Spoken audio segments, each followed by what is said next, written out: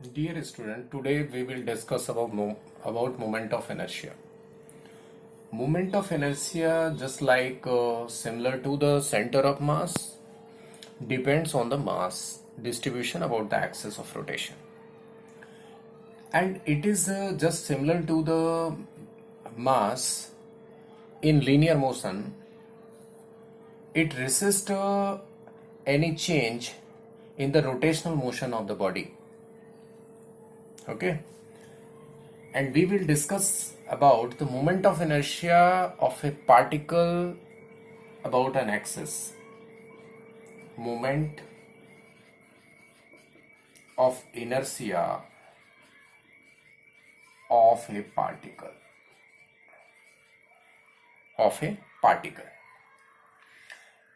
एक और इंपॉर्टेंट चीज है कि moment of inertia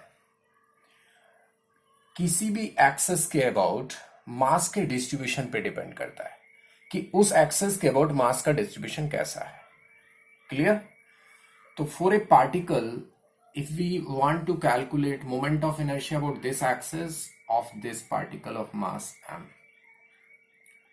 let's say this particle is at a distance r from this axis. R is the perpendicular distance from axis of rotation, distance of the particle. Let's say we are calculating for a particle, single particle की बात कर रहे हैं, axis AB के about moment of inertia. तो it is defined as the product of mass of the particle and the square of the perpendicular distance from the axis of rotation of the particle. This is the moment of inertia of the particle about axis of rotation. If we want to calculate moment of inertia of a system of particles की बात करते हैं about an axis of rotation.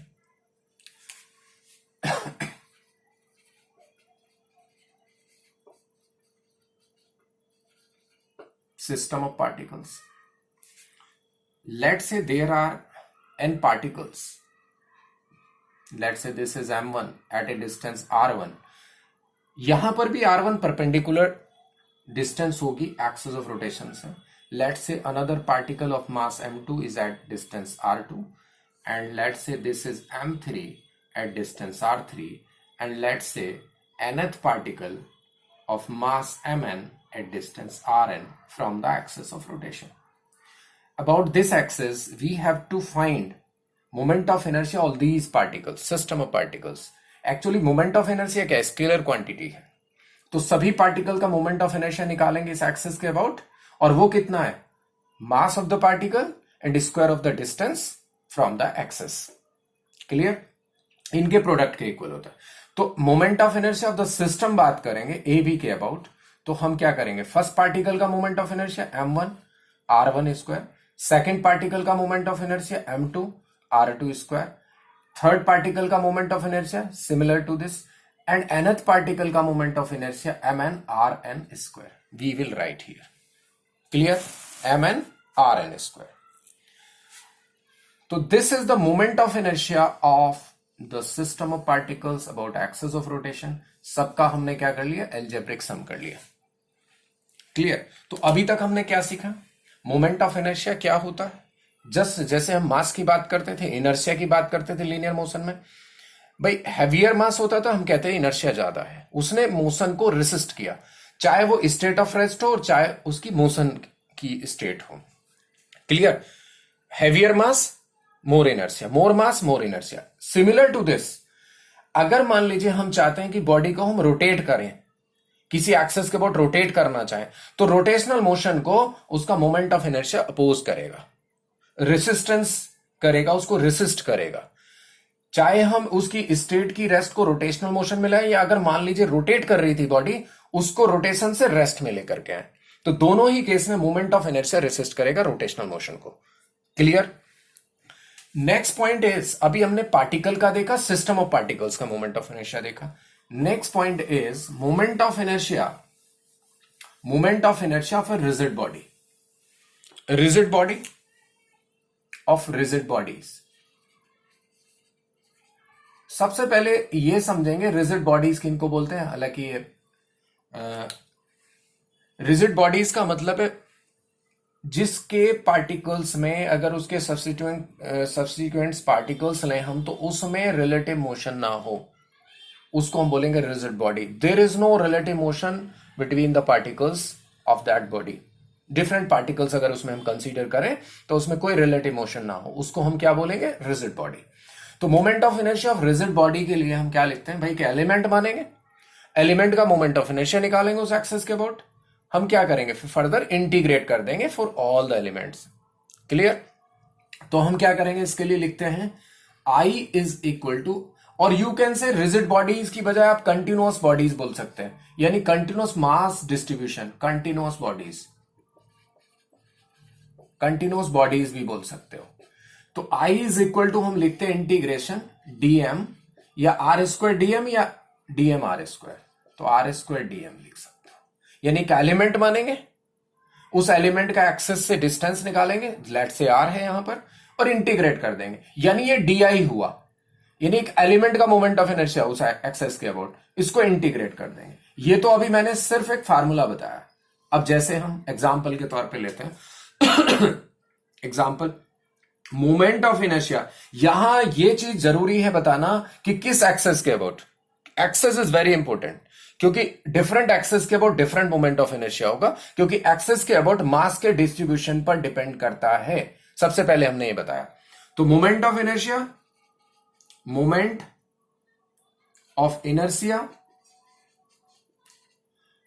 Of a thin rod about an axis passing through its center of mass and perpendicular to its plane, या its length बोल सकते हो, its length के perpendicular, ये मोमेंट ऑफ इनर्शिया निकालते हैं। Rod का moment of inertia calculate करता है, देखते हैं। ओके, कंटिन्यूअस बॉडीज में हमने बोला आर स्क्वायर डीएम। तो देखिए यहां पर लेट से ये हमारी रिजिड रॉड है, मास m है, इसका लेंथ l है। हमने कहा ये सेंटर ऑफ मास, इस एक्सेस के अबाउट हमें मोमेंट ऑफ इनर्शिया चाहिए। Let say this axis is AB, mass total m, length total l, इस एक्सेस के अबाउट मोमेंट ऑफ इनर्शिया चाहिए। ये एक्सेस जो डॉटेड लाइन से शो की, ये लेंथ के परपेंडिकुलर थिन रॉड है। क्लियर? तो हम क्या करेंगे भाई इसके लिए हम एक एलिमेंट मानेंगे, एक्सेस से किधर भी, लेफ्ट और राइट में, क्योंकि सेंट्रल एक्सेस है।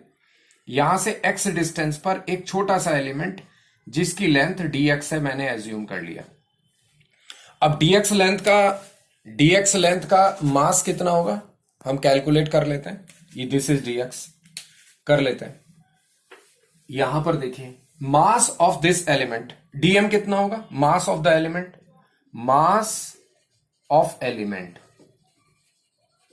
dm total mass upon total length into length of this element dx। This is the mass of this length, small length dx। Yes और नो? ये हमने लीनियर मास डेंसिटी होगी, total mass upon total length into length of the element. अब इसकी distance कितनी है x, तो इस एलिमेंट का मोमेंट ऑफ इनर्शिया इस एक्सेस के अबाउट कितना आएगा, dm into x square, distance perpendicular distance from axis of rotation. तो di कितना हुआ, di हुआ यहां लिख लेते हैं, di कितना हुआ, di हुआ dm एक्स स्क्वायर या x square dm। Can be right this? Okay, dm को रख लेते हैं dm m/l इंटू dx और x square dx। This is di, यानी moment of inertia of this small element, ये छोटा सा मास जो dm हमने कंसीडर किया, इसका मोमेंट ऑफ इनर्शिया AB के ऊपर। तो ऐसे ऐसे डिफरेंट एलिमेंट्स कहां से कहां तक हैं, देखो यहां एक्सेस से राइट की तरफ l/2 तक है, इधर l/2 तक है, क्योंकि लेंथ l/2 इधर है और l/2 इधर है। क्लियर? तो I moment of inertia about A B कितना हो जाएगा इस कंप्लीट रॉड का, ऐसे ऐसे जो एलिमेंट के हमारे मोमेंट ऑफ इनर्शिया है उनका हम क्या कर लें, सम कर लें, डी आई कर लें, तो इक्वल टू यहीं पर लिख देते हैं आगे m by L x square D x. अब x कहां से कहां तक वेरी कर रहा है, देखो ये एलिमेंट इधर l बाई टू प्लस और इधर l बाई टू माइनस, तो इंटीग्रेशन लिमिट क्या हो जाएगी, माइनस l बाई टू से प्लस l बाई टू। अब dx का एक्स स्क्वायर का इंटीग्रेशन क्या होगा देखते हैं, ये इंटीग्रेशन देखते हैं। देखिए ये इंटीग्रेशन हुआ i about A B is equal to m by L X की power 3 by 3 minus l by two से plus l by two. Limit put करते हैं, ये हो गया m अपॉन 3l, 3 को हमने बाहर ले लिया, l बाई टू की पावर 3, ये कितना हो जाएगा l की power 3 by 8 minus sign, upper limit minus lower limit, but lower limit is minus l by 3, l by two, फिर क्यूब करेंगे विद माइनस साइन आएगा तो ये भी प्लस l क्यूब बाई 8 हो जाएगा। ओके, तो now moment of inertia about A B ये कितना हो जाएगा 2l क्यूब बाई 8 यानी l क्यूब बाई 4, 4 इंटू 3 यानी ml square by 12 I about A B. तो moment of inertia of a thin rod about central axis, इसको A B मतलब ICM बोल सकते हैं because this axis is passing through centre of mass. तो ICM centre of mass axis के about moment of inertia किसी भी thin rod का जिसका मास m लेंथ l हो कितना होता है ml स्क्वायर बाई 12। क्लियर? अब इसी तरह और कंटिन्यूअस बॉडीज का हम कैलकुलेट कर सकते हैं, देखते हैं next point. Moment of inertia, अब इसमें सारी सेंट्रल एक्सेस के अबाउट ही कैलकुलेट करेंगे हम डिफरेंट बॉडीज का। लिखते हैं मोमेंट ऑफ इनर्शिया, मैं मोमेंट ऑफ इनर्शिया को शॉर्ट में MI लिख रहा हूं, of a uniform ring about an axis passing through its center of mass, passing through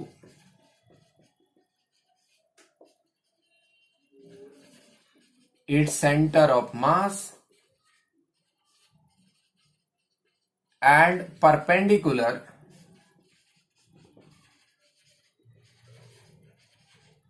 to its plane,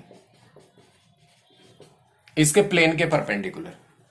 अब देखिए रिंग इस प्लेन में है, ऐसे रखी है रिंग मान लीजिए, तो सेंट्रल एक्सेस ये होगी परपेंडिकुलर टू इट्स प्लेन, ऐसे समझिए। ये m मास की रिंग है, रेडियस इसकी r है। अब सेंट्रल एक्सेस ये होगी प्लेन के परपेंडिकुलर, ये इसके अबाउट बात कर रहे हैं। तो सेंटर इसका geometrical centre he centre of मास होता है, सबको मालूम है।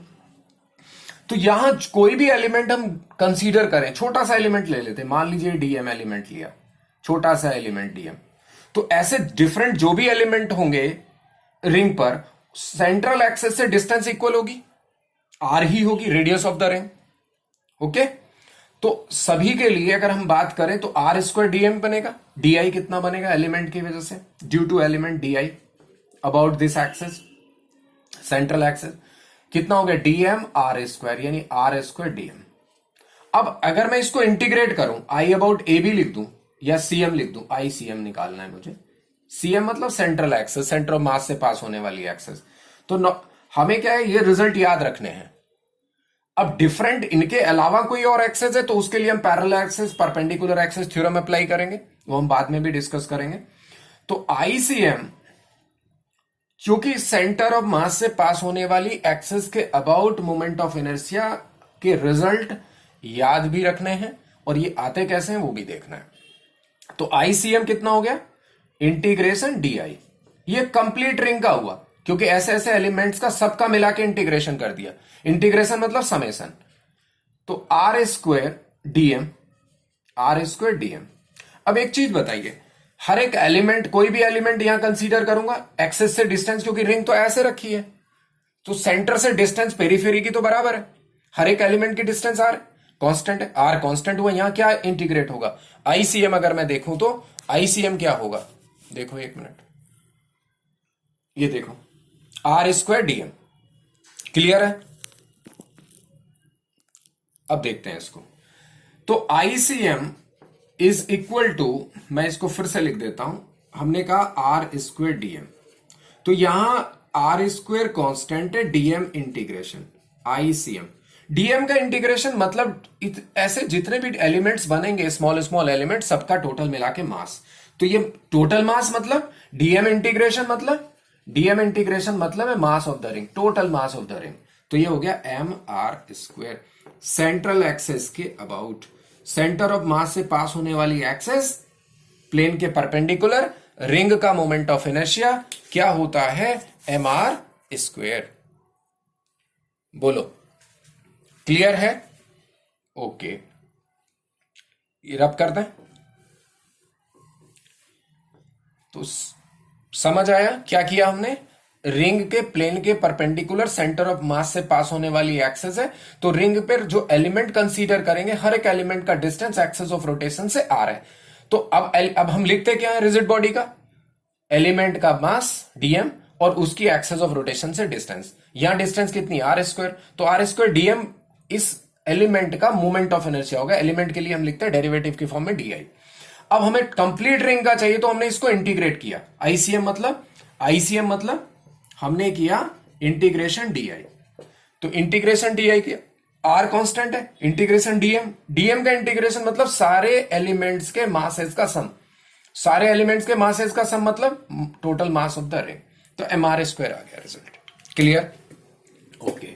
अब हम बात करते हैं अगर हमारे पास रिंग की बजाय यूनिफॉर्म डिस्क होती और यही सेंट्रल एक्सेस होती, uniform disc, moment of inertia of a uniform disc, और डिस्क का मास भी m है, ठीक है,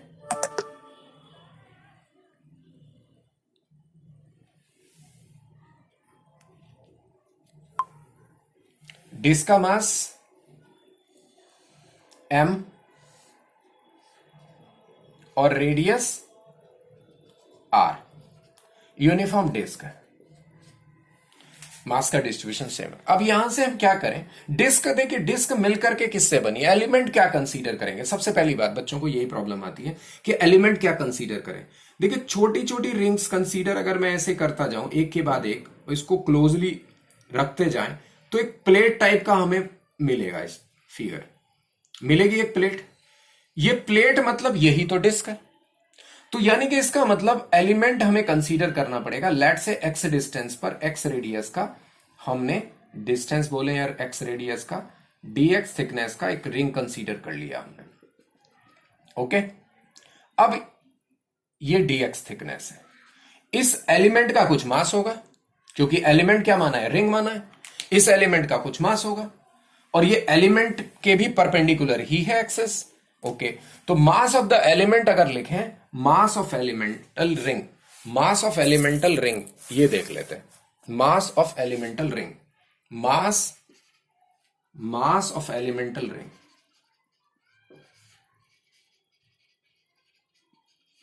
एलिमेंटल रिंग, जो ये रिंग कंसीडर की, इसका मास लिख रहे हैं, तो डीएम कितना हो जाएगा, टोटल मास। अभी देखिए ये क्या है, प्लेट है, सरफेस एरिया देखेंगे इसका, pi r square into area of this element 2 pi x इसकी लेंथ, और विड्थ कितनी है, एरिया जो शेडेड एरिया है इसकी डीएक्स विड्थ से मल्टीप्लाई कर दे तो 2 pi x d x, this is the area. तो ये मास मिल गया, पाई से पाई कैंसिल कर दो, तो डीएम मिला हमें 2m x dx upon r square, बोलो ये मास मिल गया।